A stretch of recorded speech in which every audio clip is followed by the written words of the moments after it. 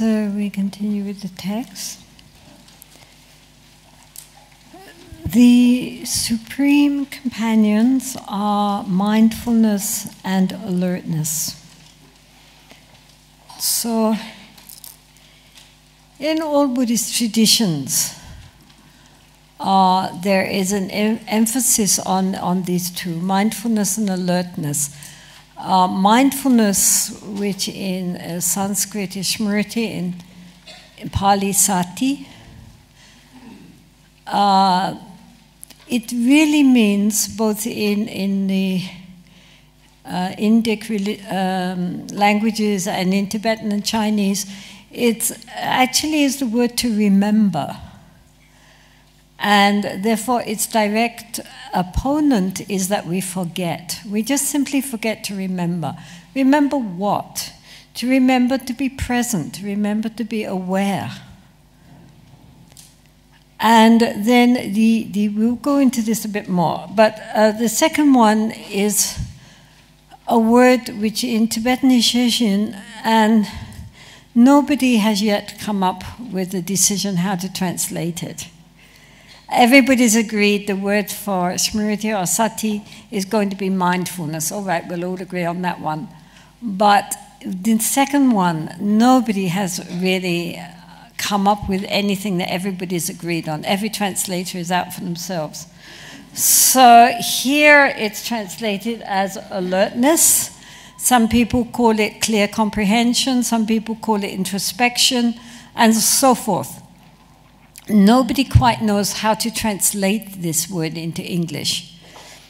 But basically what they're talking about, the two go together. And one, the mindfulness here represents the ability for the mind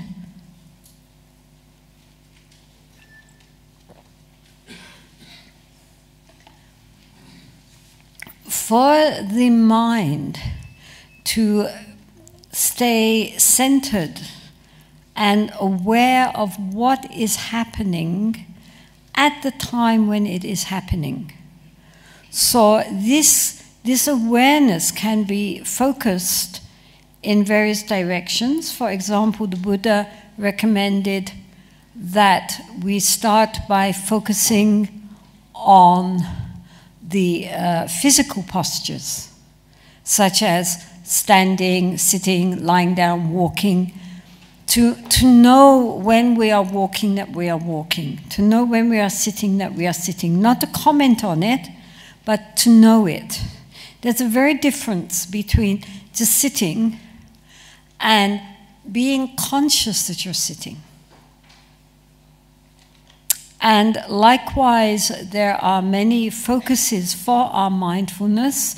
Mindfulness of breathing, for example, comes under the physical mindfulness, the very common meditation on focusing on the breath. That is part of the mindfulness of the body. And then, for example, in the Goenka system, there is an emphasis on the second level of mindfulness, which is mindfulness of the sensations in the body. The Tibetans tend to emphasize mindfulness of the mind, the mental stream, and then there is mindfulness of the mental phenomena. So this mindfulness, which has now become very popular, especially in psychological circles, because many people with psychosis find it very helpful. It helps to pin us down into the present and helps the mind from spiraling off into all kinds of directions out of control. It's a way, very simply, when we are doing something, we relax the mind and focus on what we are doing, and get the mind centered on the task at hand, whatever it may be. So this the Buddha emphasized very much in his teaching. He said it was essential. He said it was like salt to all the curries. It gives taste to life. It brings up the taste of life. Normally, while we're doing something, then our mind is thinking 100 other things. We're not really absorbed in what we are doing. So here, if we are, whatever actions we are doing, whatever thoughts are coming into the mind, we are simply conscious of that. Now, along with that very, very important faculty of the mind, which we try to develop, becoming more and more conscious, more and more aware, more and more present, there is this other side of it, which is translated here as alertness, and that is the ability of the mind to overlook itself and see what's going on. It's not there the whole time. It pops up, looks, checks, and if everything is okay and on track, it subsides. If it's not on track, then it helps to alert us so we can rectify the situation. Especially when we are meditating, the two main problems which come up is one, that the mind is very, very agitated and we've completely lost the plot. In which case, the mind flashes out, distracted, distracted, distracted, and then we take the necessary precautions to try to get the mind more calm and more concentrated, and to be conscious that we are not concentrating anymore, and to bring it back. Or the other problem would be that the mind sinks. This is in many ways a much more dangerous problem, because sometimes when we're sitting in meditation, especially if we're sitting for some time, the mind becomes very peaceful. We could sit forever. Breathing in, breathing out.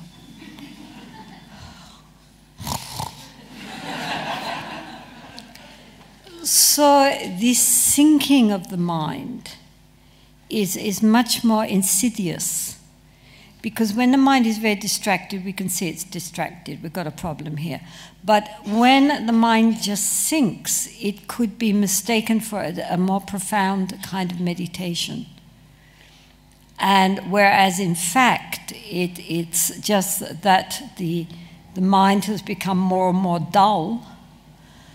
And it's said that if we encourage this too much and mistake it for a profound level of meditation instead of, you know, what it is, which is just that we're sinking below the level instead of, you know, making it more bright, more crisp, then if we encourage that kind of meditation, then we get reborn as a cow. Because in England you see them sitting in the meadows, but in India you see them sitting in the middle of a very busy thoroughfare with you know, lorries and buses and cars sweeping around there in the middle of the road, like they're in the middle of a pasture, you know, all the honking and screaming going on. Of course, nobody will ever harm a cow, and they don't move. They just sit there. So this, what helps us to recognize this is this quality which arises, and we look and see what is the mind doing in this moment. And if the mind is sinking, the way we recognize sinking is that if we are really meditating properly and we're on track, then not only is the mind at ease within the particular subject of meditation which we are focusing on, such as the breath or the mind or a mantra or whatever, but also the mind feels very clear, very awake, very open. very vivid. Doesn't feel drugged and heavy and, you know, peaceful, yes, but not clear, very out of focus. If it feels very out of focus and kind of sleepy, then it's sinking. But if it feels very crisp and clear and the awareness is shining, then we're on track. So, as I say, we have this faculty of mind which is able, even during the day, also to pop up and just look and see what's happening in our mind at this particular point. If it's okay, it just slides back. If something needs to be done, then it waits around until we've made the adjustment. So what we're trying to do is to make our minds more alert, more present, more clear, and at the same time relaxed, spacious, but focused. And so these two parts of the mind are kind of balancing each other out. Sometimes we need to tighten the mindfulness. Sometimes if the mindfulness is too tight, we need to relax it a bit so that the mind is nicely in balance the whole time. Not only when we are practicing, but also during the day as much as possible to cultivate this quality of being alert and mindful at the same time. It's a very important quality of the mind in all Tibetan schools, in all Theravadan schools, in all Zen schools. You know, you see these pictures of Zen monks sweeping and, you know, doing their tea ceremonies. These are all training in how to be mindful, how to be aware. It's very important. The Buddha also taught, of course, not just sitting meditation, but also walking meditation. And this is also a training in physical mindfulness, of being conscious of the feeling of the ground beneath the feet as we walk. This can also be very helpful, especially if we are sitting a lot and, you know, we get a bit dull. Then get up and walk, backwards and forwards, backwards and forwards. Last year, every morning at our nunnery, then the nuns get up at 5 and they do pujas, prayers, rituals, Tara ritual for an hour. And then after that, they do half an hour of sitting. But they went to bed at 11 o'clock, so by the time they get to their sitting,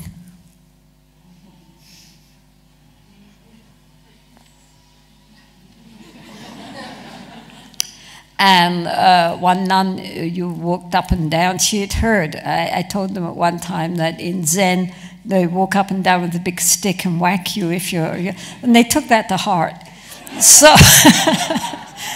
So they have a kind of drumstick, and they don't whack each other, but they tap each other if somebody's falling. But anyway, last year, 2 of our nuns went to Thailand for a women's leadership empowerment program. And they went to visit this nunnery run by Dhammananda. And there they discovered about walking meditation. So when they came back, they suggested that those nuns who found it very difficult to stay awake during meditation in the morning could practice this walking meditation instead, which isn't actually in the Tibetan tradition. And so we put it to the nuns that if they wanted to, those who wanted to sit could keep sitting, those who wanted to stand, they would walk around the inside of the temple. And it turned out to be very popular, didn't it? I would say 2/3 of them now do this slow walking. They follow each other around the temple. And they really like it. And it can be very useful, especially for people who have a lot of problems with sitting, or, you know, after sitting for a while feel kind of dull. Then it is very useful to cultivate mindfulness by this slow walking. The Buddha himself used this as a method and taught it, of course, to all his students. And many of them attained to awakening while doing this slow walking. It's actually very skillful, and it also brings us in tune with our bodies, so we're not all up in our heads. We're now down in our feet, and is a very skillful way also while we're walking during the day, climbing stairs, walking along the pavements, walking in our office or our homes, to bring the mind back to the movements of the body and to be conscious and present within our embodied state. It's a very skillful way of becoming more mindful. So, you know, it's not all just about sitting. I think the Buddha was quite right to emphasize also the importance of movement.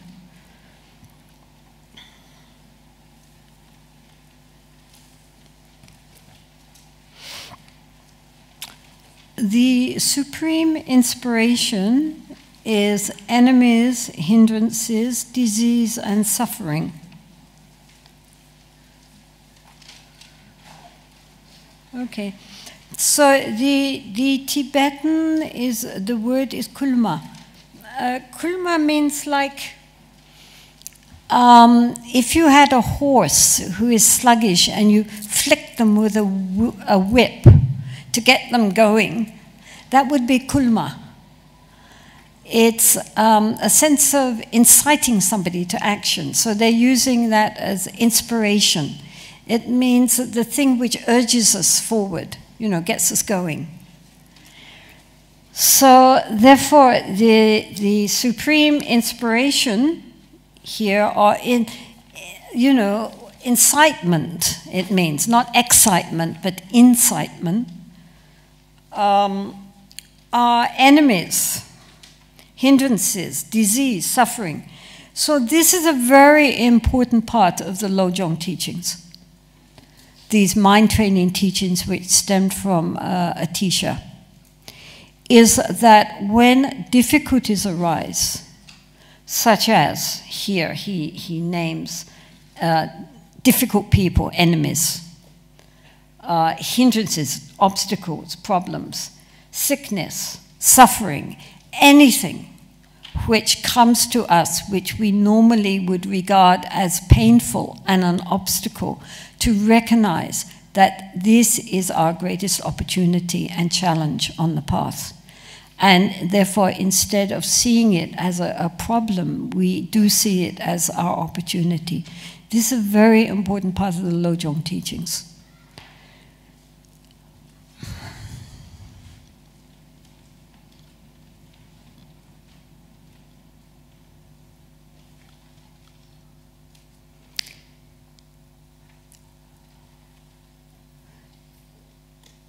As embodied human beings, we tend to gravitate towards that which gives pleasure and to avoid that which is painful. Whether that is physical sufferings and pleasures, or being with people or situations, we always naturally will gravitate towards what is comfortable. This is natural, it's part of our animal nature.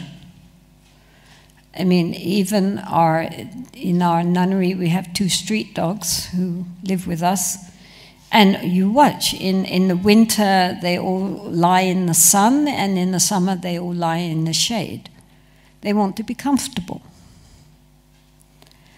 And so all of us are like that. We gravitate towards what is comfortable, comfortable for the body, comfortable for the mind, and we try to avoid anything which looks like it will give us discomfort.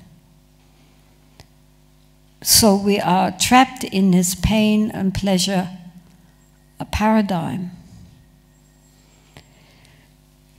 But the fact of the matter is that if we only have pleasure, that's very nice, and no doubt the result of lots of good karma from before. But normally, we don't really learn that much from it. It's as if we went to a gymnasium and just stayed in those machines which don't require much effort at all. In fact, mostly we'd just be lying out on the couch and watching everybody else exercise.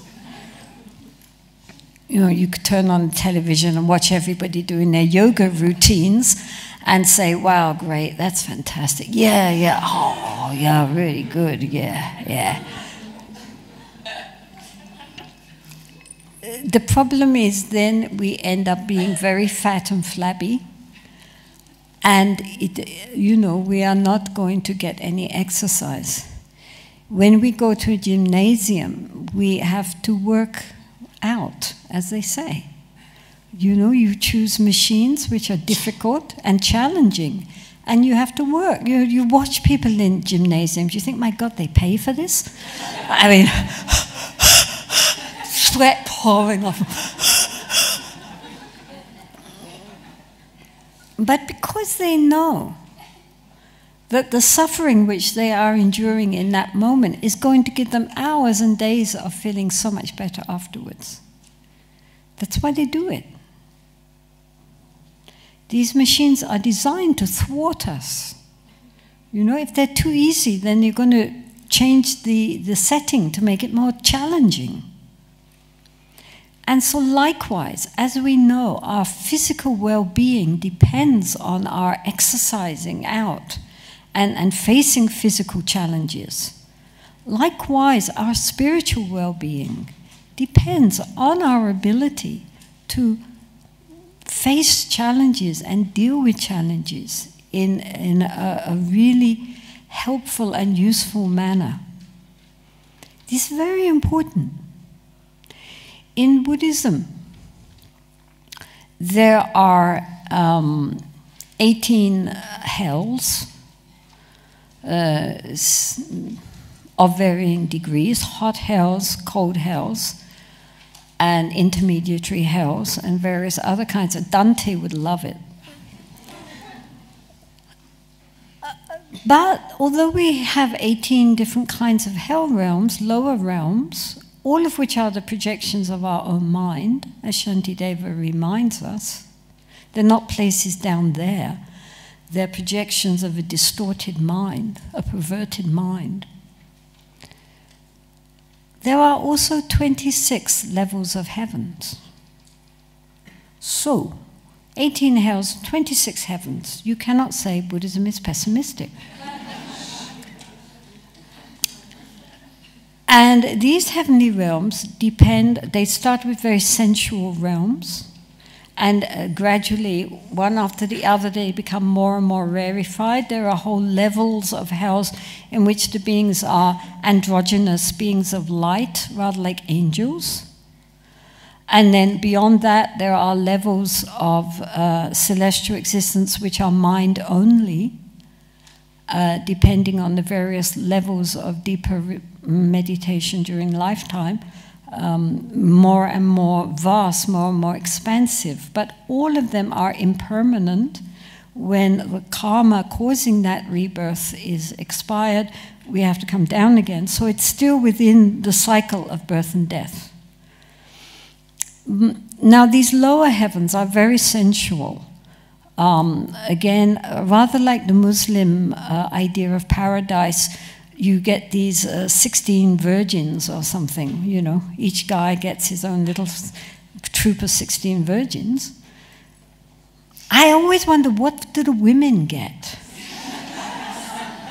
Could you imagine suddenly opening your eyes and there you are surrounded by 16 male virgins? I mean, is that heaven or hell?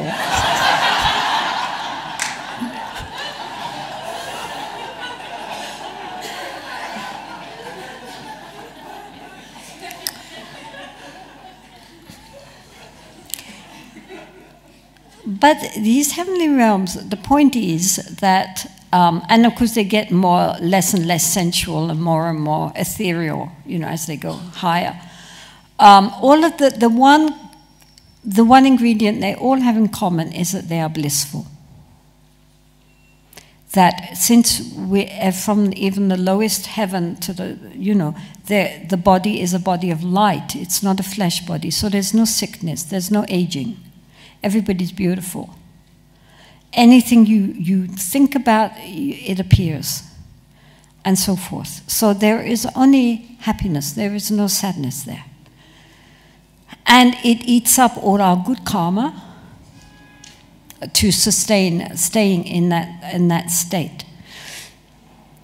Spiritually, unless one is cultivating a spiritual practice at the same time, and normally they don't, because where's the incentive?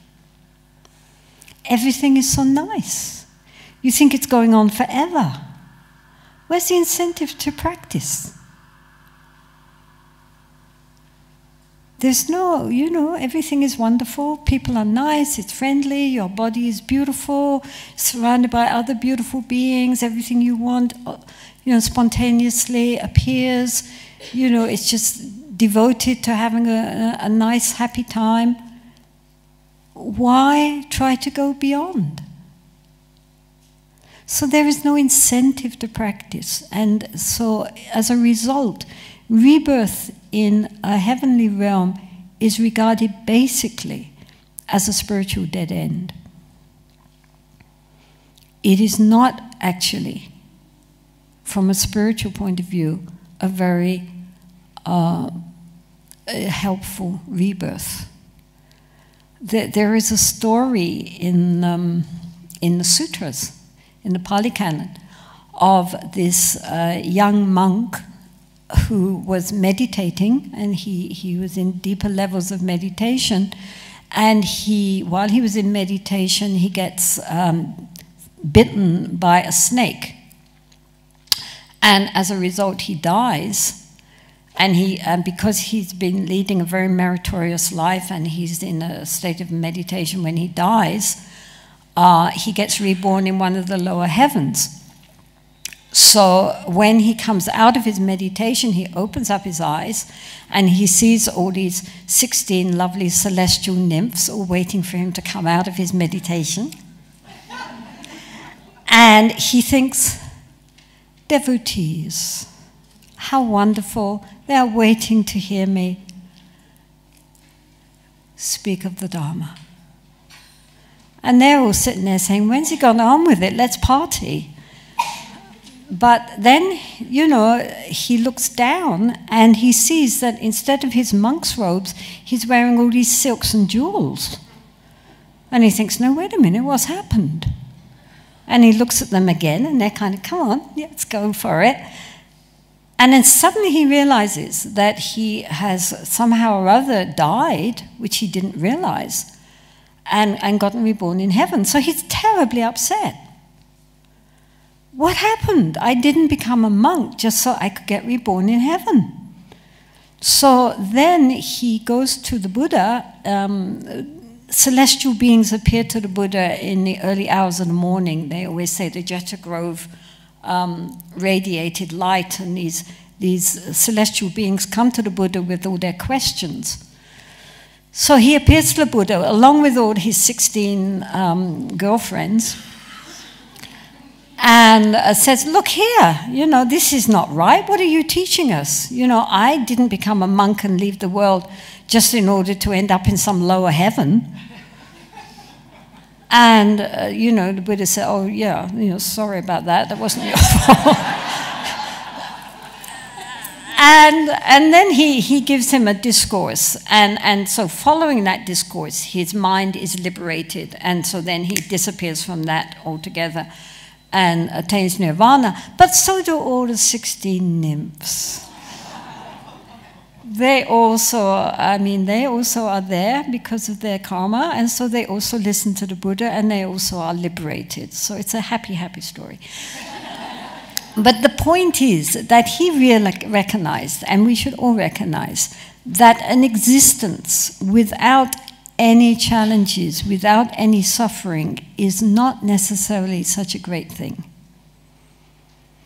On the other hand, the lower realms, which are unmitigated suffering, is also very difficult because we cannot get beyond our own paranoia. But the human realm, where there is that mixture normally of happiness and sadness, is the ideal situation in which we can really make advancement on the path. So when things are difficult, instead of seeing that as an obstacle for our practice, a reason to put aside our practice, we recognize that these difficulties, these sufferings, these loss is the practice. How do I carry this onto the path? For example, if we are sick, or if somebody we love is ill, then we can use that as an example. For example, practicing giving and receiving, the Tonglen meditation, where we take in the sufferings of others and give out our well-being, and so forth. We can use it also as an opportunity to reflect on karma and its results and purification. Whatever. The point is that we take that suffering, our own suffering or the sufferings of others, and use it. We don't just lie around feeling sorry for ourselves. We make use of that. Especially Tonglen is a very powerful practice when we are sick or when others are sick. If we suffer loss, then again it is a contemplation of how much, not only that the Buddha said that everything is impermanent and that the one thing we all have in common and the one thing certain in this life is death. Nothing else is certain. Whether we take our next breath or not, we can never know. But the fact we are all, everybody here is going to die. Now or a little bit later, every single one of us. That much is for sure. So when we do suffer loss, or we ourselves are faced with the imminency of our own demise, then we also can take that on the path, recognizing that this is a common phenomena. It's not something unique to ourselves. We always think it's other people who are going to die. It's other people who are going to suffer loss. But just as it happens to others, it's also going to for sure happen to us. We are going to lose those we love. We are going to also lose our own identity for this lifetime. For sure. So the Buddha said if there is one contemplation that we all should do, it's the contemplation on death.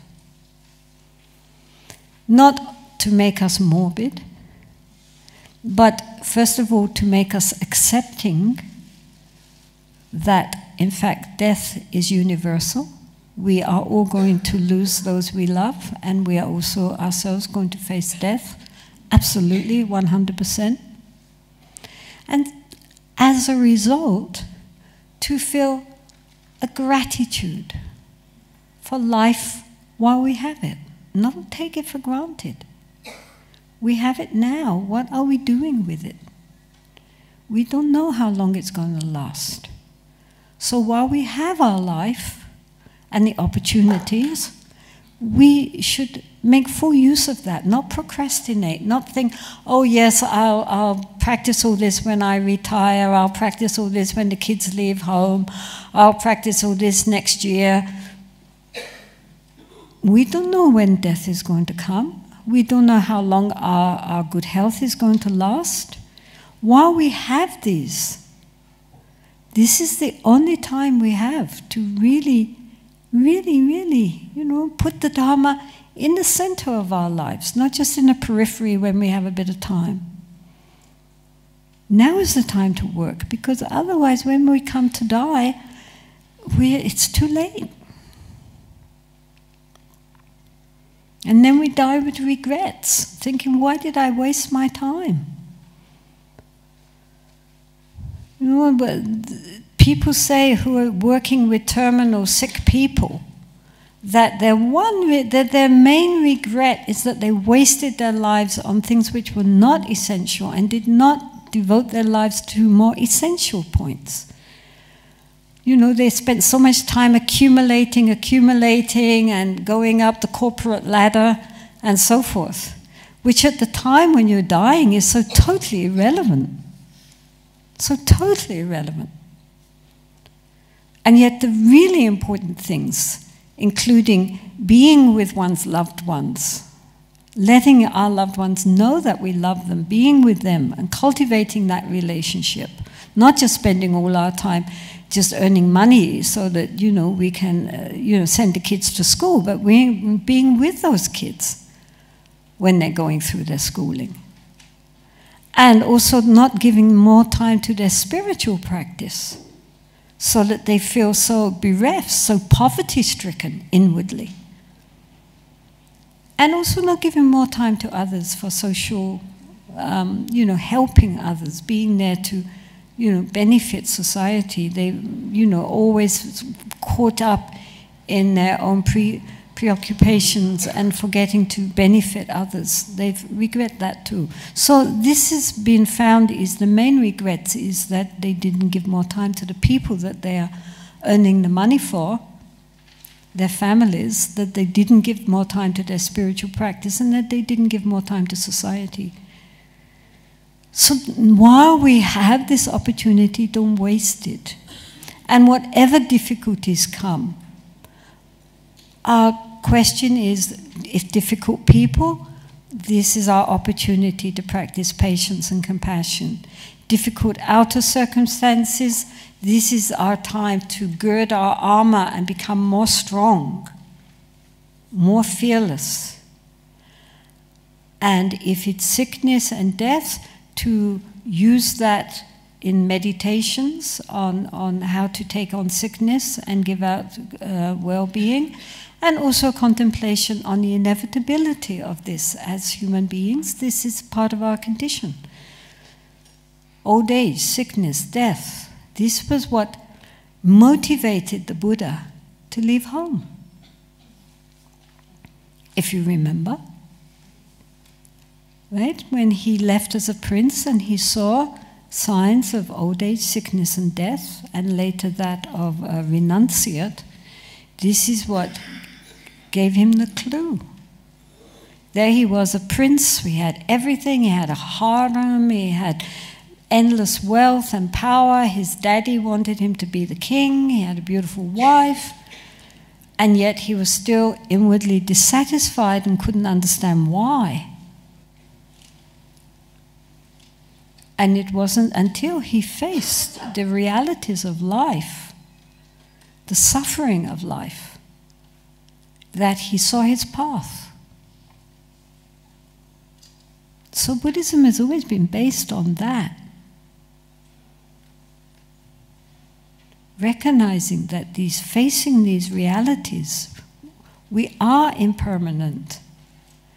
Grasping and clinging mind causes pain.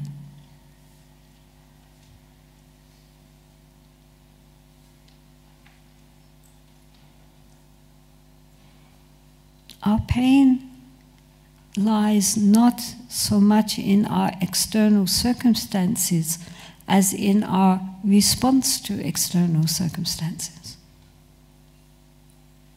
We respond skillfully or unskillfully. So, when difficulties appear, instead of seeing them as obstacles, we should see them as signposts for us on the journey. And ask ourselves, how can I deal with this situation skillfully so that it takes me further on the path? This is very important.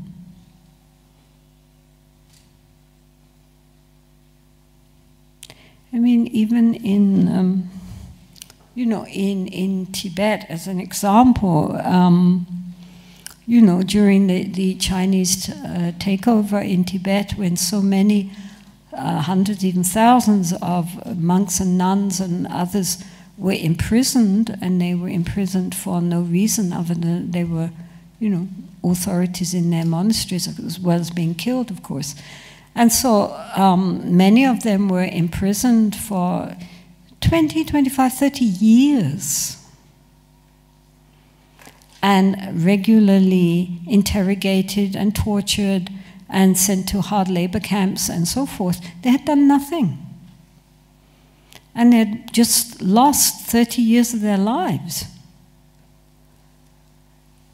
And so when they come out of that, which they now are, of course, then you could expect that they would be bitter and full of thoughts of revenge and anger and frustration because of what they had suffered without themselves being at fault.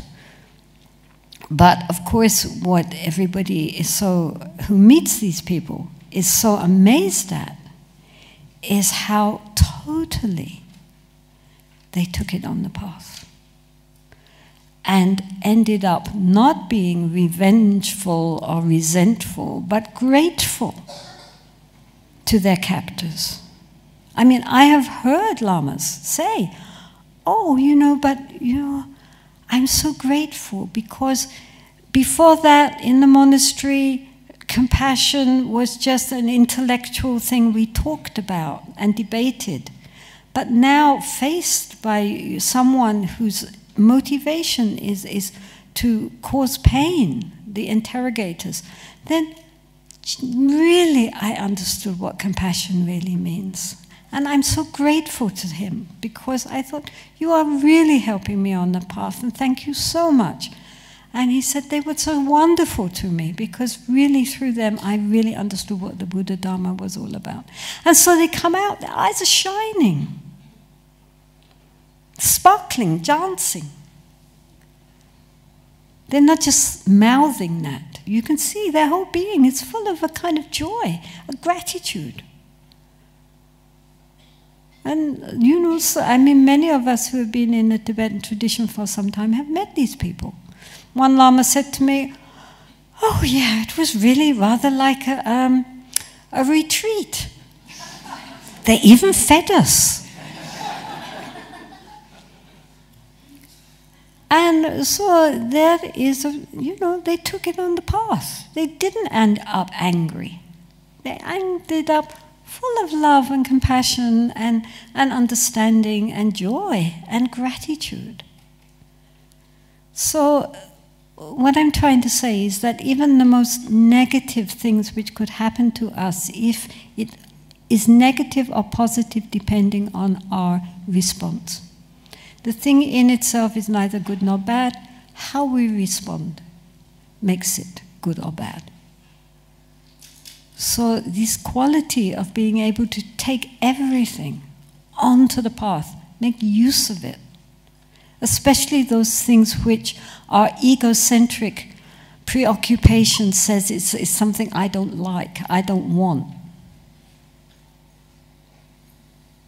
This is very, very, very helpful. And if we can take everything onto the path, then this is where we go beyond hope and fear. Because we don't have to hope it goes the way I want it to go and fear that it won't. There's no anxiety. Whatever happens, we will deal with it as skillfully as we can. Then there is a fearlessness. That's what fearlessness is based on.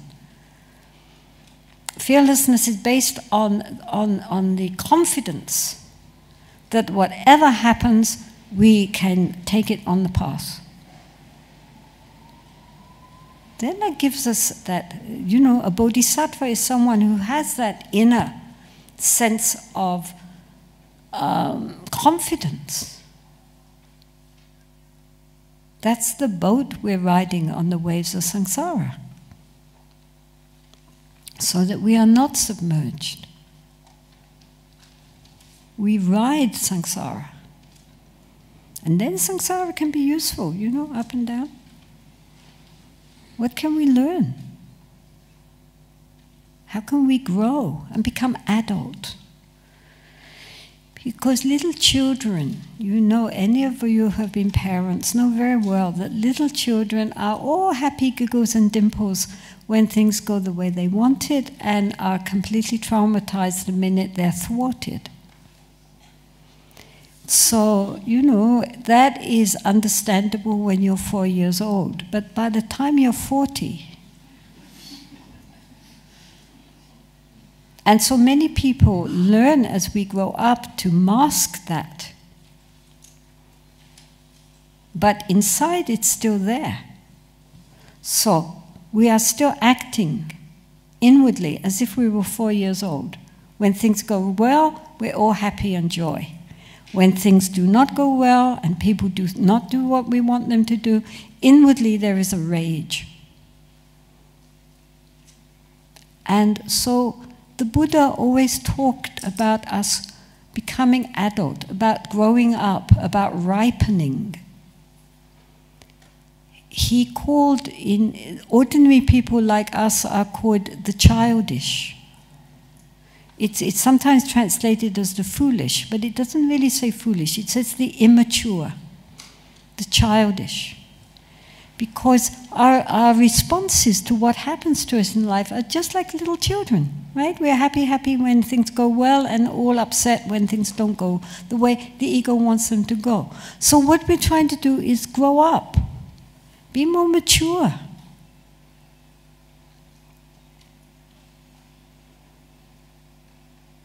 So the word in Tibetan is minpa, and then when we are fully mature, like a fruit, okay? The moment we're very green and hard and bitter, like a mango, you know, not ripe. Ew. You can make pickle, but other than that. But then as the fruit ripens and becomes succulent and sweet, then it drops off. So then we are drulwa, we are liberated, right? So first the fruit ripens, then it drops off. It becomes liberated. So it's mindrol. It's ripened and liberated. That's what the mind has to become. And for that we need everything. Whatever happens to us, we take it on the path. It's very important.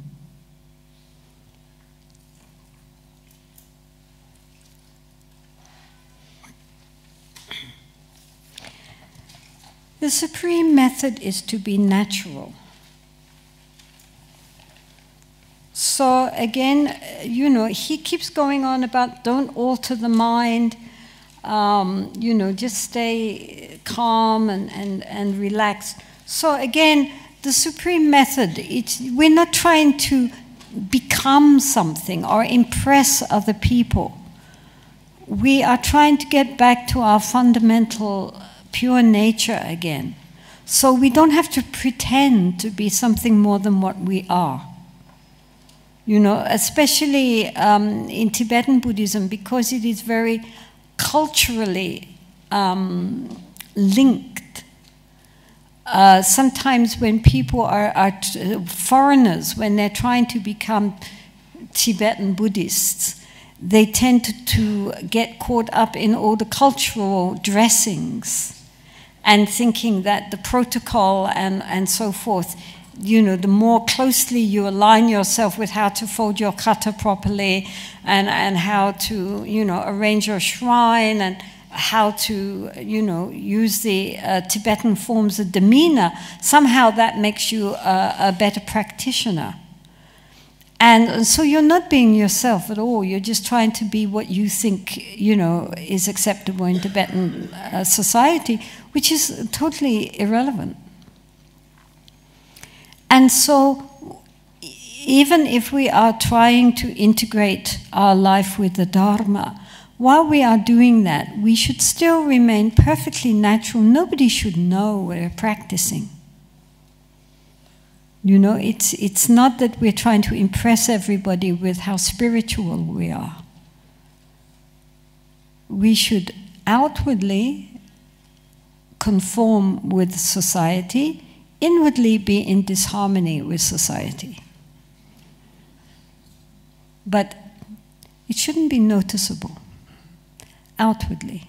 The only noticeable thing, if we need to be noticed, and that should come without our manufacturing it, is that people start to think, you know, you're much nicer nowadays than you used to be. What are you doing? And when your family say that, then you know you're getting somewhere. Yeah, if we are a bit more calm, less caught up in our emotional turmoils, a bit more considerate, a bit more, you know, centered, then, you know, yeah, that's good. Because that's what counts, is that our mind becomes more and more tamed. But that isn't showy. Nobody outwardly would notice. Even if we are being mindful, it should be done in a way that people are not conscious necessarily that you're being mindful. You know, it's not, we are not trying to impress anybody else. So therefore, we have to just have a kind of demeanor which is calm and centered, but it's just very unobtrusive. Nobody notices whether we're practitioners or not practitioners. Don't try to impress anybody.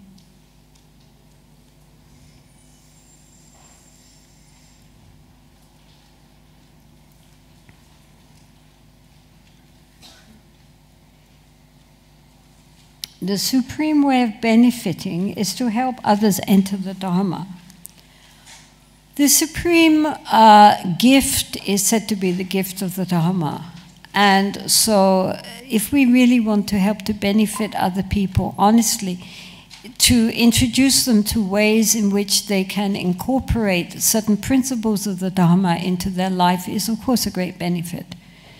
It doesn't mean that we therefore have to go knocking on doors and, you know, handing out Buddhist literature at the street corners. But it does mean that if somebody, for example, is interested in meditation and mentions that, then you can, you know, send them along to someone that you think is you know, a good and reliable source. If people ask you what you're up to, we should be able to discuss that to a certain extent, and so forth. You know, and in your house you could have some Buddhist magazines hanging around if somebody's interested. But it's not just Buddhism per se, it's the idea of leading an ethical, kind life. That is more what is necessary. It's not about just getting numbers signed up for courses. It's that your demeanor in the world impresses people so that they begin to ask, what are you into? Are you interested in anything in particular? And just discussing it. Because a lot of people are much more interested in these things than we give them credit for. But they don't know where to turn. So if they are impressed by our own conduct, in the sense that they say, oh, this person is kind and honest and good-natured, then sometimes they actually do express curiosity. What are you into? And, you know, at Christmas, you don't know what to give people for a present. Give them a nice, open-minded Dharma book. One time I was in Dharamshala and I met this man at the bus station, and he came over and he said, oh, I'm so grateful because you solved my Christmas problem. I bought 20 copies of The Cave. Here is Vicky, the author. He said, I bought 20 copies of The Cave and gave it to everybody for Christmas present. I said, you're the kind of guy we want, yes.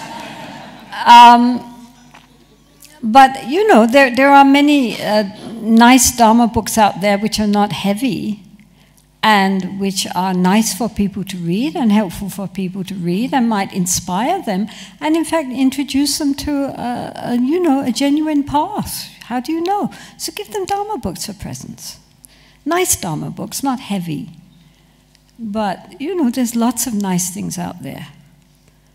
And really the greatest gift we can give to people is to help them to find a spiritual path in this lifetime and not waste their time. We cannot evangelize. It wouldn't work, and we don't want to do that. But nonetheless, if there is some interest shown to help them and not block them saying, I don't know anything, finished, that is not kind. I don't know much, but I will share with you what I know. There is a story in the Pali Canon, Shariputra and Moggallana, who was the Buddha's main disciples, they were Brahmins and they were very good friends, and before they met the Buddha they agreed between themselves that they would go around and look for as many spiritual teachers as they could find, and when one found a good spiritual teacher they would tell the other one.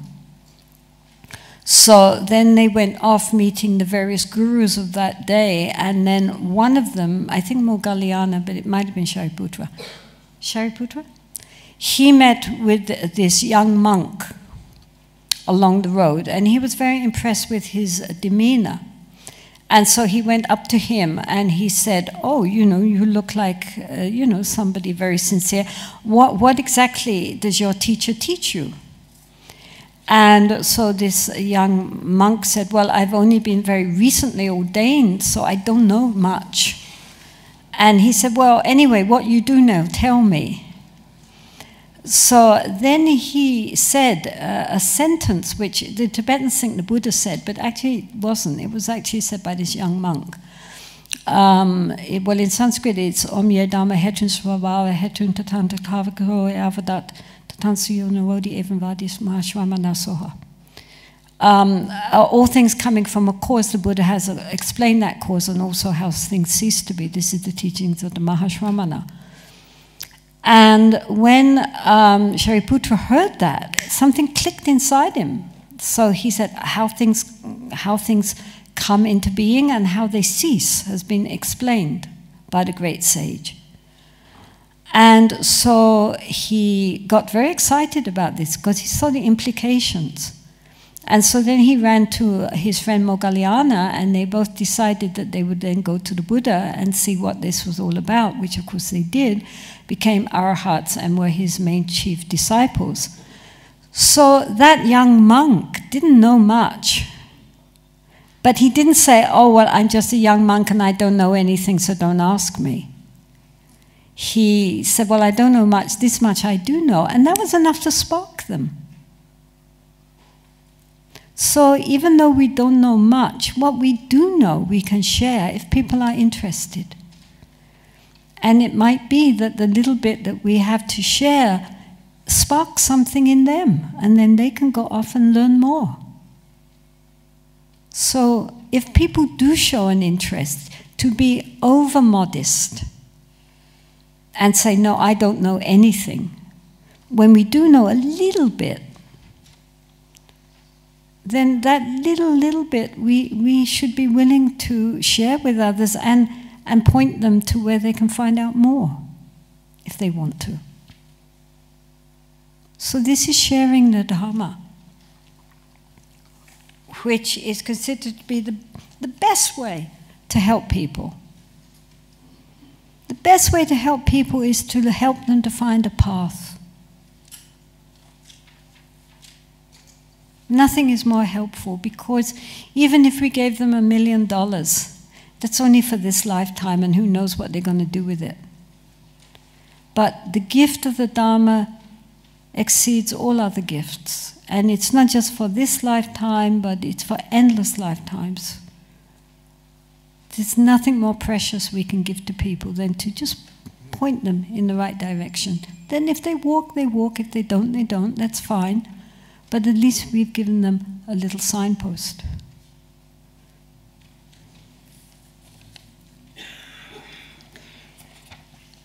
And then he says the supreme benefit is a mind that turns towards the Dharma. So, also again, the way that really we can benefit ourselves and benefit others is a mind which really looks to the Dharma and puts the Dharma in the center of our lives and not just, on the periphery, on the outskirts when we have a bit of time. It's very important that the mind really absorbs into the Dharma so that it's like a sponge, it just soaks up the Dharma, and the sponge and the liquid become like one. It's not like oily paper where the Dharma, we hear the Dharma, and we hear the Dharma, and it all runs off. It has to absorb like blotting paper.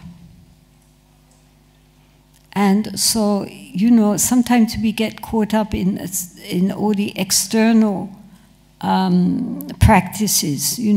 People do billions of mantras, and there is a story, but nobody ever gets the point. Should I mention? Anyway, it's in the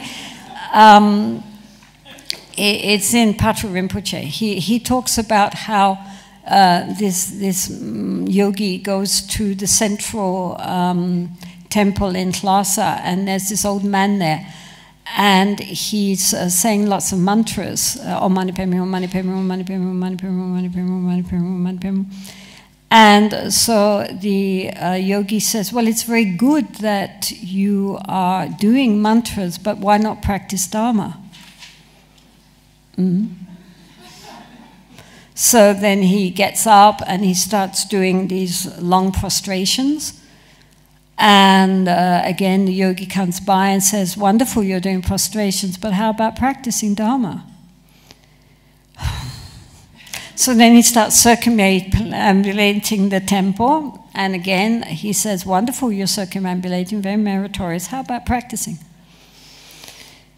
And he says, okay, I was doing all these mantras, I've been doing prostration, I've been circumambulating, and you keep saying practice Dharma. What do you mean practice Dharma? And the yogi said, turn your mind to the Dharma. And that's the point. We have to turn our mind to the Dharma so that everything we do becomes a Dharma practice. It's very important that our daily mindset, our daily thinking, our daily actions of body, speech, and mind should completely be merged with the Dharma. Because otherwise, it's very hard to transform. We have to turn our mind to the Dharma. This is the greatest benefit. Then everything we do acts as a forward momentum for us. Otherwise, the mind is here, Dharma practice is there, and they're kind of looking at each other and trying to, but they're not merged together, one thing.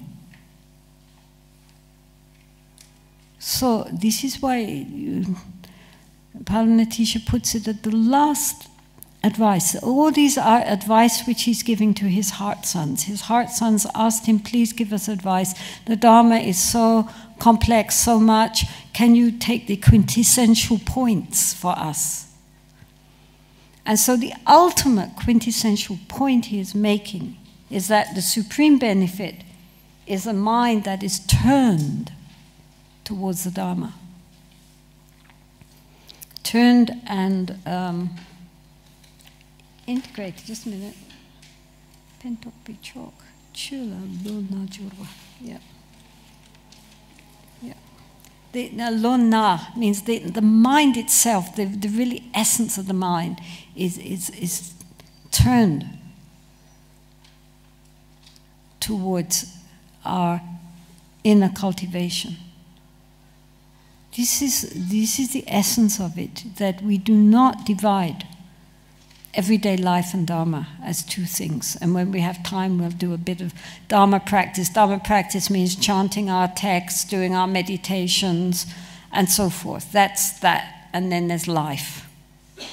If we think like that, then it's not going to transform. We have to see that everything which we do is permeated with the perfume of the Dharma. It's not just, you know, for special times. It permeates everything, like a beautiful perfume. You know, it's not just in that side over there, but not here. It soaks into everything. Everything is perfumed with it. So the perfume of the Dharma should soak through everything. Our clothing, our hair, our skin, everywhere.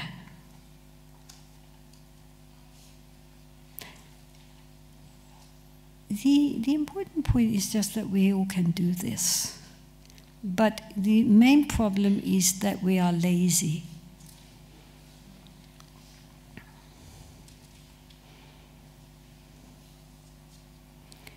And we make excuses.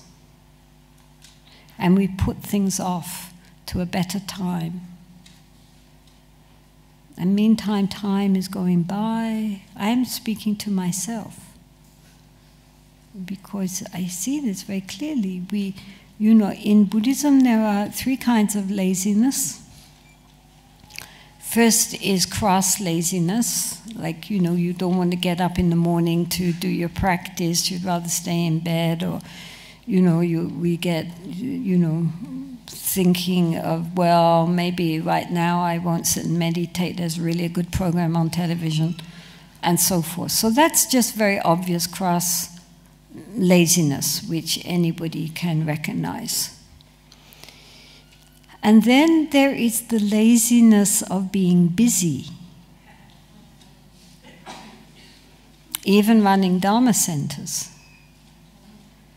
That we are so busy being busy that we put off more formal practice, and we always have excuses because we're working for the Dharma, we don't have time. Or we endlessly are distracting because of our work and our social pressures and our family, and because we don't integrate this as our practice, again, we just keep putting it off until we have more time, and, you know, the years go by. And the third form of laziness is low self-esteem. In other words, telling ourselves, I can't practice, I'm not worthy. Or I can't practice, you know, when I try to meditate, my mind is too distracted, so obviously I'm not a practitioner, so therefore I can't do it. Other people can do it, me, I can't do it, I've always failed, I'm no use at doing anything, I'm just hopeless. And that is regarded also as laziness. Because we're, you know,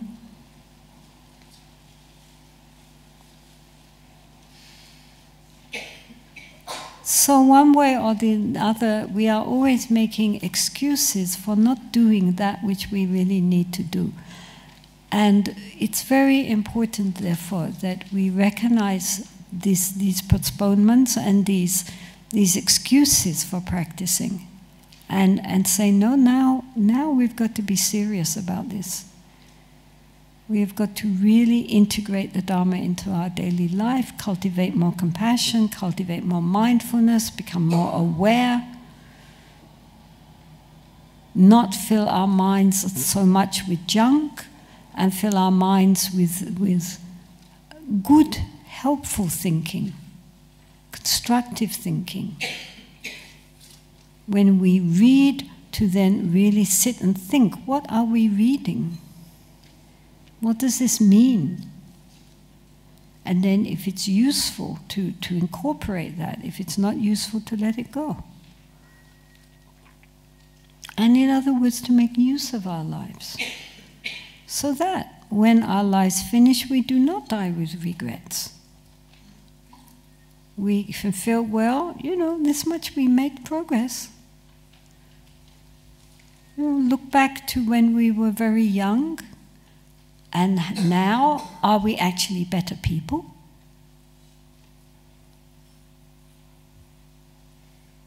Have we managed to deal more intelligently with our negative emotions? Or not?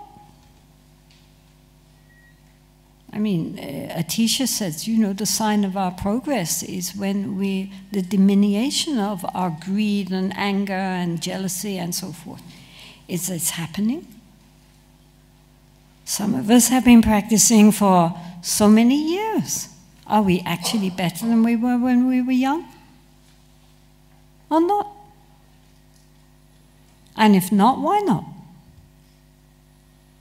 All the instruction is here. We have no excuse that we don't know what to do. Whether we do it or not is up to us. That's all. All the techniques are there. All the explanations are there. The teachings of the great masters are all there.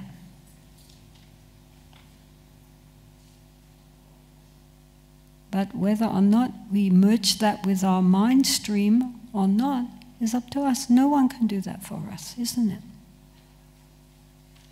So we can all do. Be happy.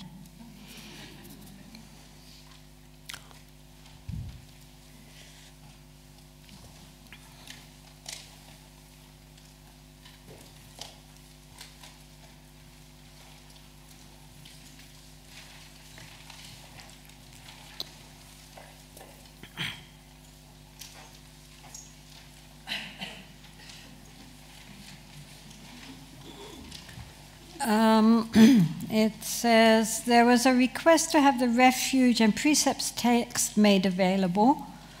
Would you be okay for this to be put online? We could ask Meridian, who are live webcasting, or they could email to me if you want to get a copy. The email to me meaning Aileen. Sure. If anybody, this is not a secret text. If anybody would like a copy of the text of the refuge and the precepts which we did yesterday, then maybe at this point you could contact Sunma Aileen there, and she will send you it. Okay? Okay, so she will put down over there. She will put her email, and anybody who wants to contact can do so. And she will send you a copy. That's easy.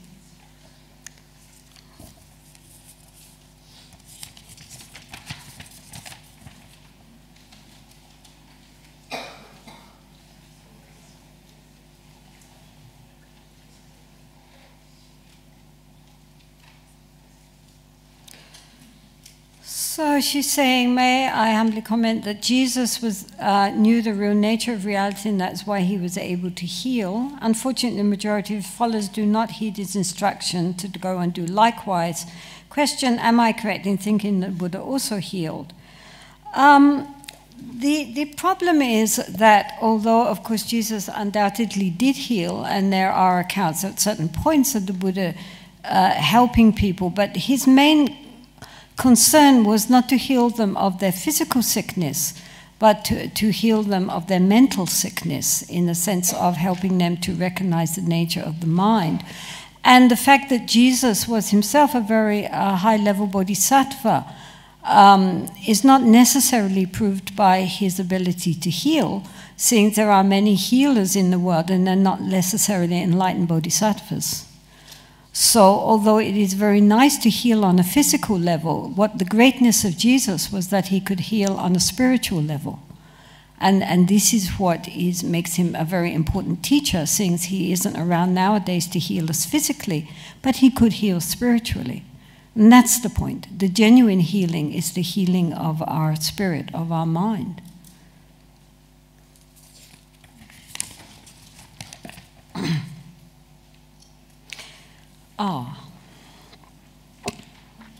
Do plants and trees have consciousness? I've just had 2 trees removed in my garden. Does this create obstacles? If bugs are eating plants, do you choose the big or save the bug or save the plant? As I say, samsara is a difficult place for us to exist. Now, according to Buddhism, when it talks about sentient or conscious life, then it is meaning those beings caught within the wheel of birth and rebirth within a certain cycle. So that actually only goes down probably as far as insects. And it is not including microbes and plants and trees and so forth. Plants and trees, on the other hand, of course, within those trees, for example, there might well be tree spirits. And they would be included in the round. So many trees, etc., have nature spirits attached to them. Plants and trees were not regarded as having the same cycle of consciousness. Of course, they do have their own kind of consciousness, undoubtedly. I mean, plants and trees are very sensitive beings. And now I heard there was a book recently published in Germany, which has just been translated by some biologist, which proves that trees communicate with each other through their roots. And they also protect each other. And apparently it's a bestseller in Germany at this point, about how plants, and especially trees, actually communicate with each other. And certainly when you see a tree being cut down, it's like, somebody chopping your head off. I mean, it's horrible. But as I say, they don't get reborn. I mean, a tree would not be reborn as an animal or as a human being. They would be reborn within their own cycle.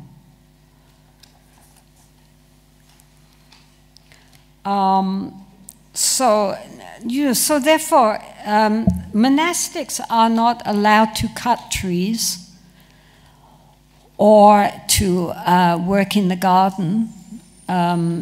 Traditionally, in the Vinaya rules, you're not allowed to dig the earth or to cultivate gardens or cut down trees or anything like this. So I think even at the time of the Buddha, he did have that sensitivity towards plants, as the Jains do. Contemporary with the Buddha was another order called the Jains, who are still existing in India, and in fact are the most wealthy segment of Indian society, because their founder, Mahavir, was an older contemporary of the Buddha, and many stories about the Jains in Buddhist literature and also about the Buddhists in Jain literature.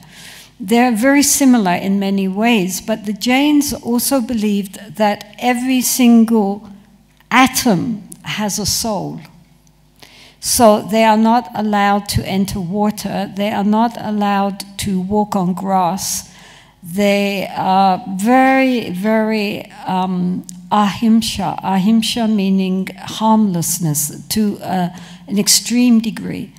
The Buddhists commented that they were very good people, but a bit extreme.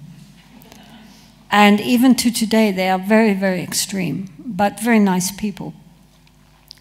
And so they very much believed in all these. Every plant it has a consciousness, and one must not. Therefore, as a result, they could never become farmers. And so they took up commerce and became extraordinarily wealthy. They're the big bankers, the big industrialists, and they run the diamond industry. So the Jains are extremely wealthy, while the poor old Buddhists were still plowing their fields. So again, you know, we have to make a decision, you know, when insects are destroying the crop, etc., what to do. I think everybody has to make their own decisions about this. But as I said, when we do have to, unfortunately, you know, create the death of sentient beings, we should do it without rejoicing, and we should definitely pray for their higher rebirth. In addition, it should be said that first you should maybe tell the insects what you're planning to do.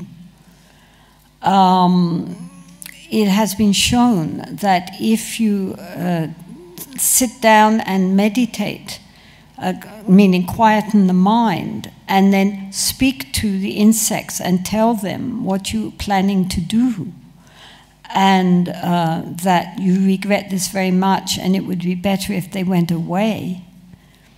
For example, if you are planning to squirt them, then to tell them that this is what you're going to have to do, but you don't want to do this, they don't want this to happen, so could they please go away? And then give them, you know, like 24 hours to get the message out. Then often they do go. For example, we had an infestation of cockroaches in our kitchen, and they were even in the refrigerator, they're everywhere. And hundreds of cockroaches. So we tried that. I caught a cockroach and sat down with it and said, look here. You know, this is not going to work. I'm not going to be able to share the kitchen. And, you know, so the guys tomorrow are going to come in and spray you. We don't want that to happen. You don't want that to happen. So please just tell all your colleagues to leave. But they did. They did. We don't have any more cockroaches. So please, you know, but on the subject of plants also being sensitive, I read that when I lived in the cave, I had a little garden, and in that garden I grew potatoes and turnips. And so I read you should tell the plants you're going to, you know, the vegetables you're going to pick them when you're going to pick them. So I sat down, and the turnips that I wanted to pull out, normally when you pull out a root vegetable, you feel this resistance, and you have to really yank it up in order to get it free from the soil. So I chose these turnips that I was going to pull up, and I said to them, look, I'm very grateful that you've grown like this. You're going to nurture my retreat, and thank you very much. But now it's time. You have to, you know, you are going to be pulled up, and so please accept that, and it's okay. You know, this is the end of your cycle now. And then the next day, when I came to pull them up, they just came up like that. I couldn't believe it. And so I tried on another lot, which I hadn't talked to, and again, that resistance. You know, you have to kind of loosen the soil around them to pull them up. But the ones I spoke to just came up. So yes, I mean, life is sentient. There's no doubt. You know, on many levels beyond our ordinary comprehension. So we should respect that in beings. Except that, you know, beings also have a life circle. They come into being, they stay, they depart. But just to wish them well and pray for their good rebirth, you know, is also very important. And if you want to get rid of any beings, then really to tell them that and give them the chance to arrange things differently first, if possible. I mean, we should respect that for all beings. And if for any reason we have to hurt another sentient being, we should do it with regret. We shouldn't feel, oh, God, Zach, gotcha. You know, absolutely not. That, you know, to do a negative action and then rejoice in that makes it 10 times worse. So if we have, unfortunately, to do something negative, then we should deeply regret it and try not to do so in the future.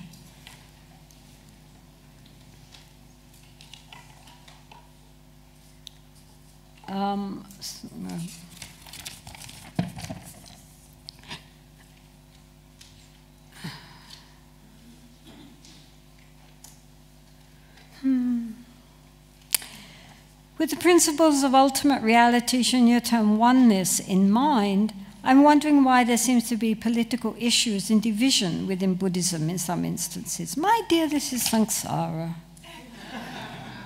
You know, in Buddhism there are two realities. There is ultimate reality and there is relative or conventional reality. As long as we are immersed in our ego ignorance, we are in conventional reality. In conventional reality, of course, there are going to be divisions and conflicts and problems and, you know, samsara. Of course. As somebody said, there is Buddhism, and then there are Buddhists.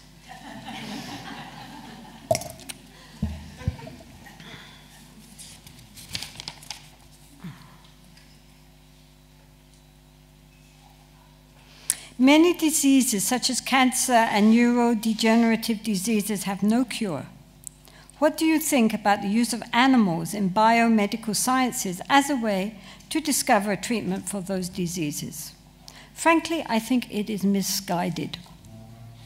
Millions and millions of animals, innocent animals, have been tortured and killed in the name of science. We still have not discovered a cure for cancer and these other diseases.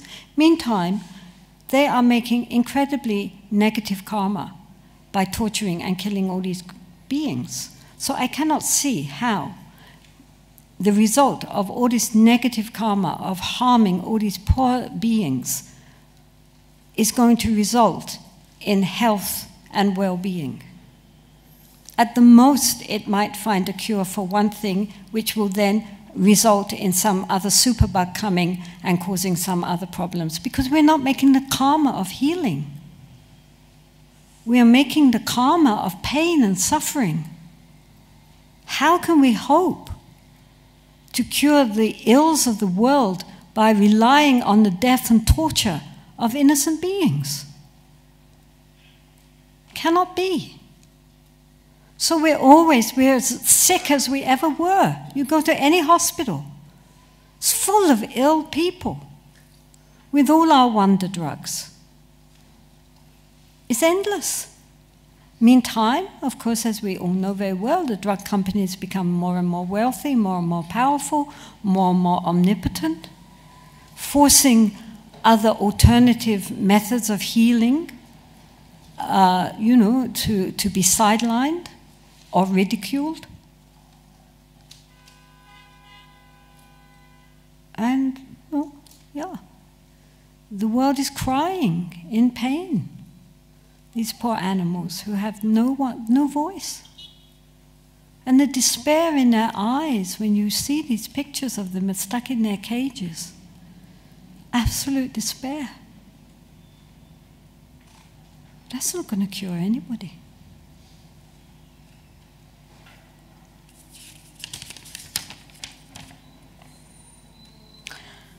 I found shamatha is more reliable, though tantric practice is inspiring at the beginning, but somehow difficult to make steady progress. Any thoughts? Well, anyway, shamatha is very, very useful, whatever practice we are doing. I mean, first we have to make the mind workable. We cannot do tantric practice if our mind is out of control. I mean, that's just a joke. And genuine tantric practice requires enormous amounts of application, to be honest. It's not something that you can just do a half-hour quickie in the morning. It requires a lot of intense retreats to really make it work and transform our consciousness, which is nothing against it, but in order for it to work quicker, then we need to have a strong basis in a tamed, trained mind. Then whatever practice we do, like this, it can work. But as long as there is the mind and the practice, and they're looking at each other but they're not merged, it's never going to really, really transform us. So the basis, even in Tibetan Buddhism, is a good, solid basis in shamatha, getting the mind calm, clear, focused. Then, wherever we place that focus, it can, you know, work for us.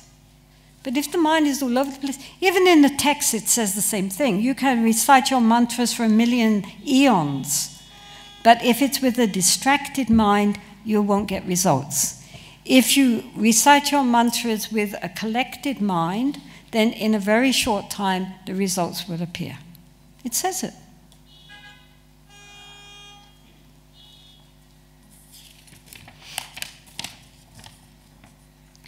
Is it okay to distance myself from my mother because she's able to bite me?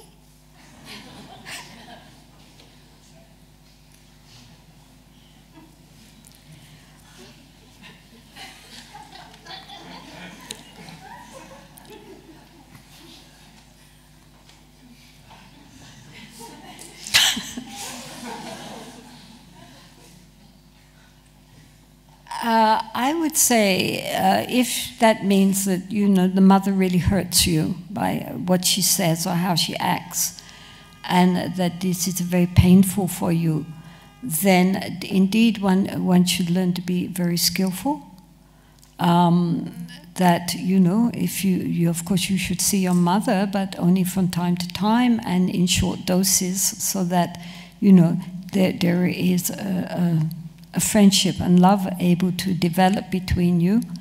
And if your mother creates problems for you, it is very, I don't know what you mean by bite you, but if she's very harsh and pushes, you know, very painful buttons, then, you know, what we need is to develop a tremendous amount of compassion. Because, you know, anybody who does that towards somebody, she probably loves her daughter dearly, but, you know, nonetheless, she doesn't know how to respond skillfully. And so, therefore, to see her with compassion in your heart and recognition that whatever she does, you know, that's just very sad, and not to get too worried about it, and give her lots of love. Maybe just go and give her a big hug and say, I love you. I do really love you. Because sometimes we forget to tell the people we love that we love them until it's too late. Isn't it?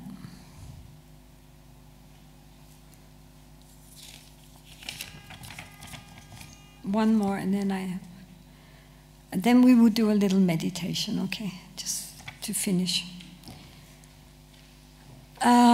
I'm a beginner in meditation. I've been advised to focus on shamatha, on the breath, but I tend to be quite uptight and hard on myself in my practice, and I found that controlling method can make this worse.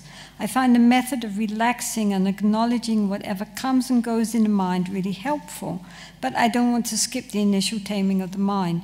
Is it possible to develop shamatha with this gentler method, or should I persevere with meditation on the breath? That's a good question.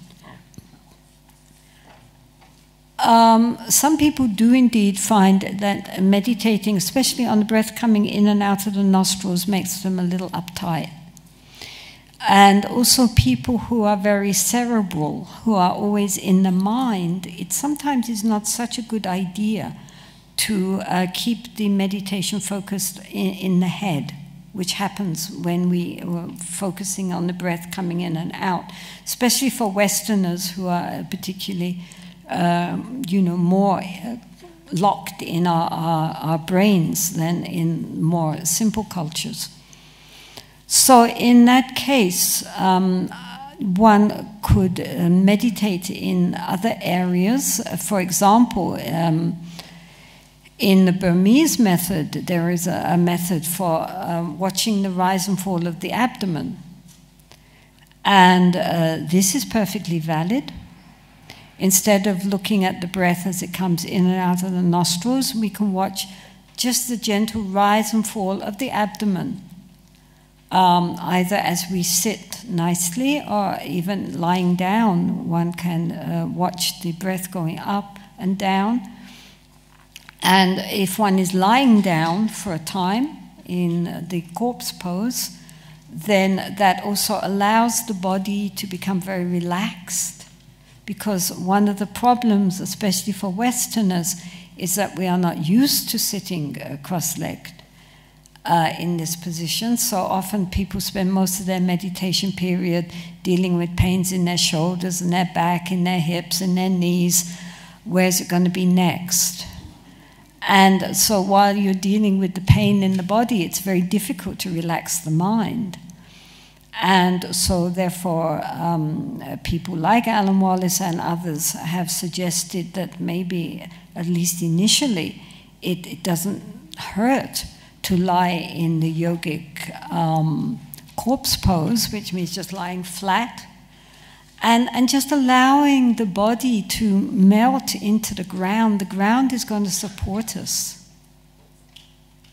And just relax the body so that we are not conscious anymore of the body. The body is heavy and relaxed and just there. The ground is holding us up. And the abdomen is rising and falling. Rising and falling. And that's what we bring our attention to. That also brings the attention from the head down, lower, into our body. And then we become more conscious. This very relaxed body, just breathing in, breathing out. This is also a very skillful way of practicing shamatha. Sometimes we sit, sometimes we lie down. The point of shamatha is to develop this mind which is more quiet and more focused. And so anything which can help us towards that is a good thing. But it needs a mind here which is very relaxed, very spacious, but at the same time very centered. In India we have these paragliders, because we have hills, right? So the paragliders like to jump off and they paraglide. And I often think that's like the kind of mind we're trying to get. You know, there they are surrounded, it's very quiet. They're surrounded by all this vast space. And yet, sitting in their little machines, they're very alert. They're not going to sleep. You're not going to sleep in your little contraption. You're very alert and in control, but at the same time floating. There's no engine. You're just kept up by the current. It's vast, open landscape. That's a very good analogy for the state of mind we're looking for, which is that it's very open, spacious, and silent, but at the same time very focused. And so any kind of practice which can help that, also mantra, saying a mantra quietly to oneself, that calms the mind. Doesn't really matter too much what object we use. Sometimes the Tibetans use a little pebble to train the mind, the eyes to stay open and look. Sometimes they visualize a Buddha image. Sometimes they say mantras, sometimes they look at the breath, and eventually when our ability to be aware, to be mindful gets stronger, and our noisy, chattering mind, because we are not giving it energy and we're ignoring it, it begins to quieten down. Then at a certain point we turn the searchlight of our focus back into the mind itself and just sit and watch the mind going by. So that's the next stage, is just watching the mind going by without interfering, without judging, just observing. So we can try, I'd see if there's anything really relevant on this subject, and then we'll go on.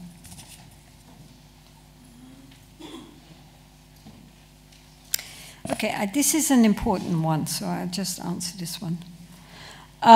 Do the Buddhist deities have real existence, or are they just mind projections? Somebody was asked by his teacher to practice Tara, a Westerner, obviously. You tell from the question. And so he said, okay, Geshe-la, of course I'm willing to practice Tara, but what I want to know is she real or not? Is Tara really real? And the Lama thought, and then he said, Tara knows she does not exist.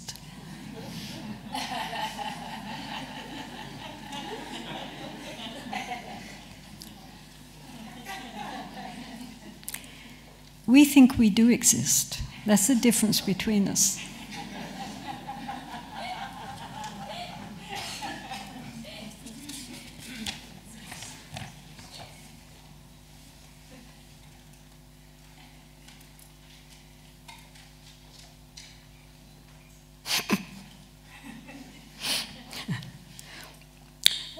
Could you please recommend a book that would explain all the terms you use in talking, e.g. the 8 consciousness, alive, vijnana, etc., so that when you and other masters talk about them, I could at least know how to spell them in talking by taking my notes. I really don't know too many books which talk about alive, vijnana, unfortunately. But maybe Elizabeth can recommend something.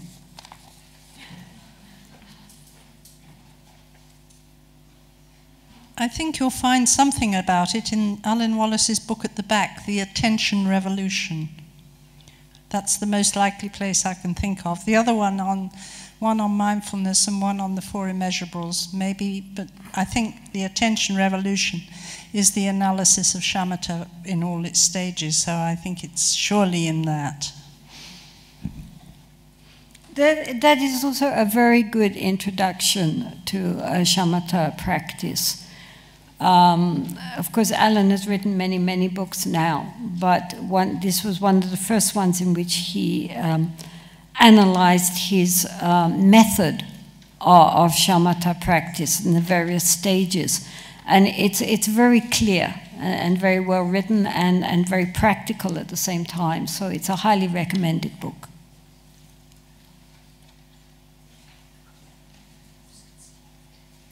I'm addicted to doings. I'm addicted to drugs. Oh, sorry. Well, people are addicted to doings. I'm addicted to drugs. The fear when I try to stop is overwhelming. How to move through this addiction? My love, you need help. You need help.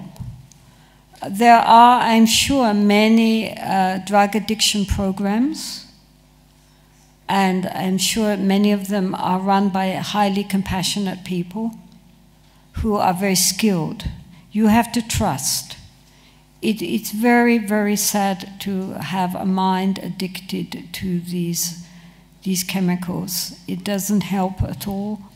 And the good news is one can overcome it. I mean, I know many people who in their youth were drug addicts and overcame the addiction and have gone on to lead very, very meaningful and good lives.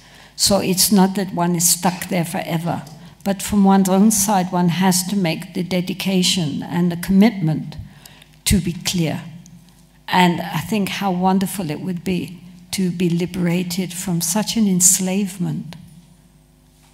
And so find professional help.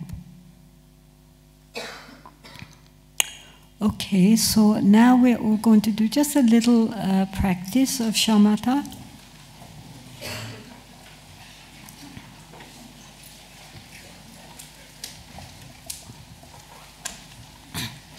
If you want to stand up for a minute and move around and then sit down, that might be better for you.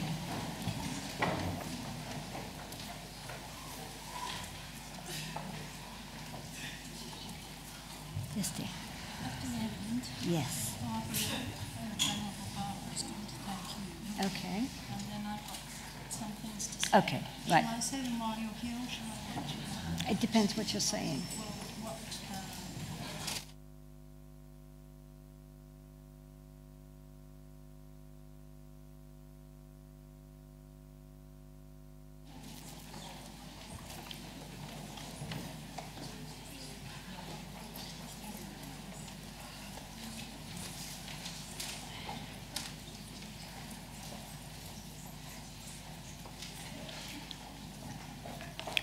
So don't worry, this is only for a few minutes.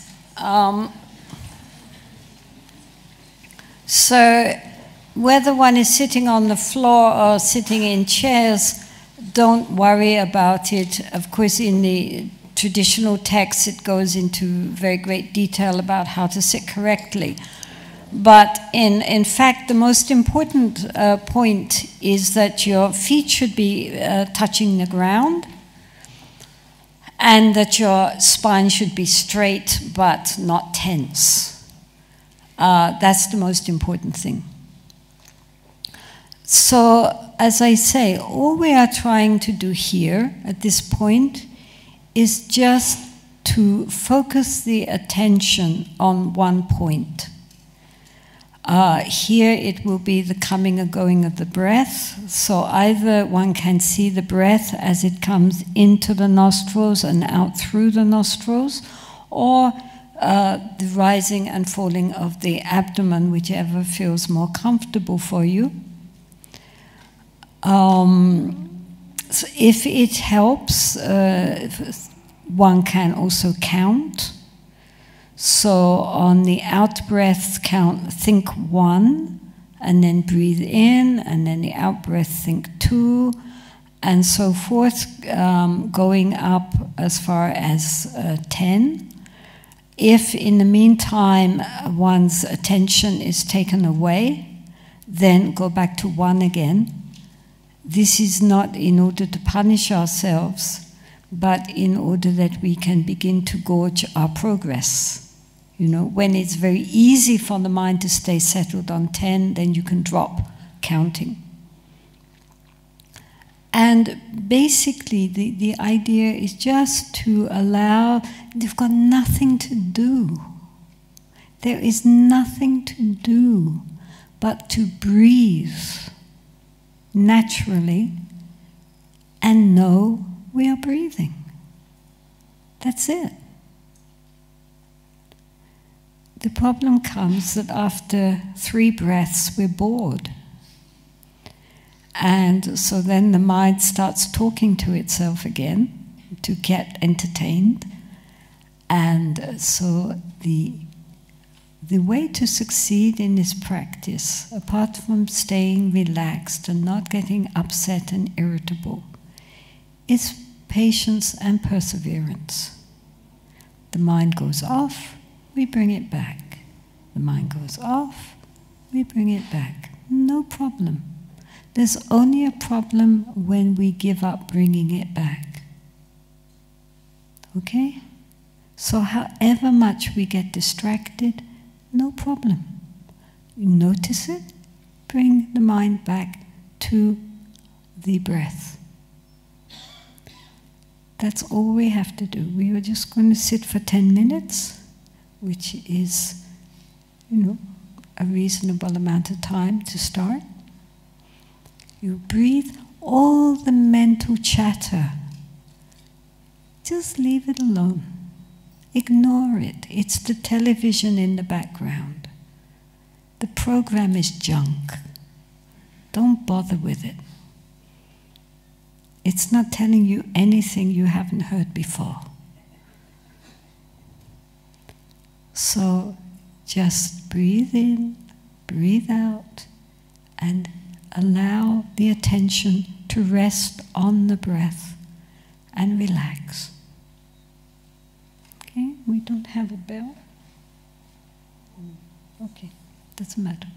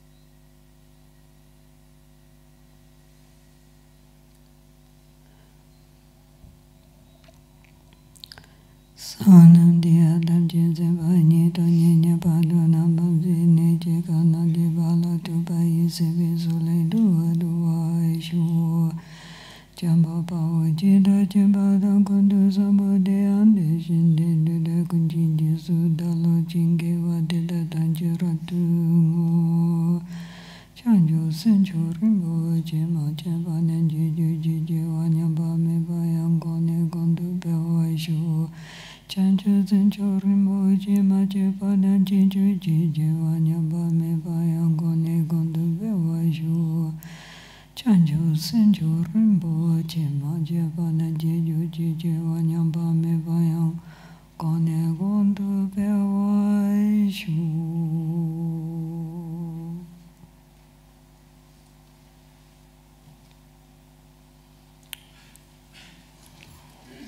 We have a few announcements, so please stay seated.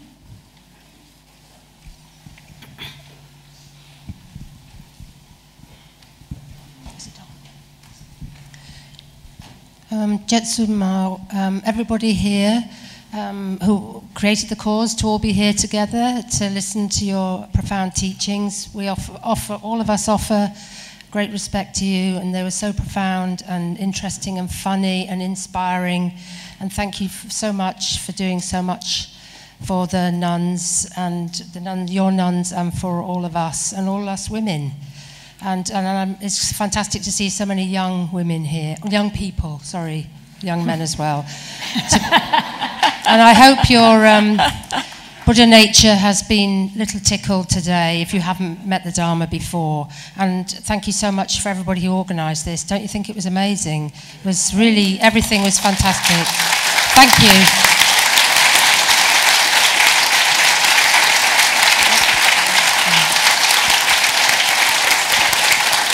And one thing I forgot to say, which is very important, and please come back very soon. And in Tibetan tradition, you ask 3 times, so please come back very soon. Please come back very soon. Thank you.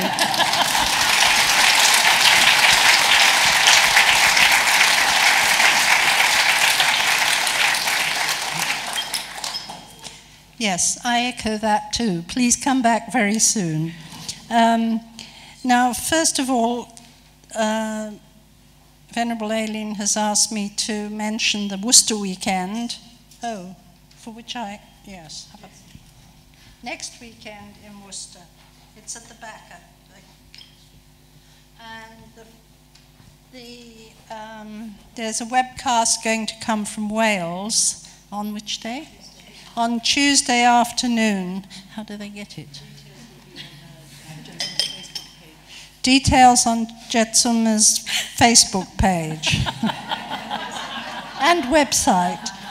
And the full European schedule is also on the Facebook page and website.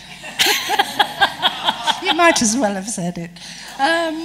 Now, also, before you leave, or anybody who would like, all the proceeds from this day are going to Jetsunma's Alliance for Non-Himalayan Nuns. And at the back there will be baskets for anyone who would like to add to that amount for donations. Or if you would like to donate online, you can do that at tenzinpalmoinitiatives.org. And now, if you want to know in the future if Jetsunma might come back, watch our website and also our newsletter, and we're going to send it out to all of you, and you can just choose to accept it or not. And the pamphlets about the Alan Wallace retreat are also at the back. And I too would like to thank especially Judith, without whom this event could not have happened, because I wasn't here. She's done all the work. So big thanks to Judith.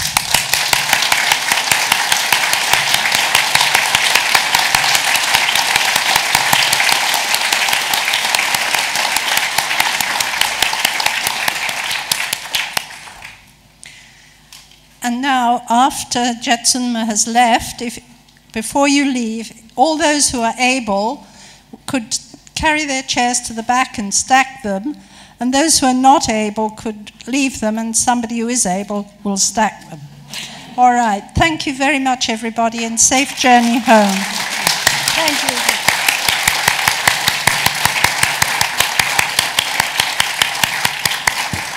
And thank you all for being a very attentive audience, and for also all your questions and your attention, and for being here and making the time this weekend to attend this Dharma talk. Thank you very much. Thank you.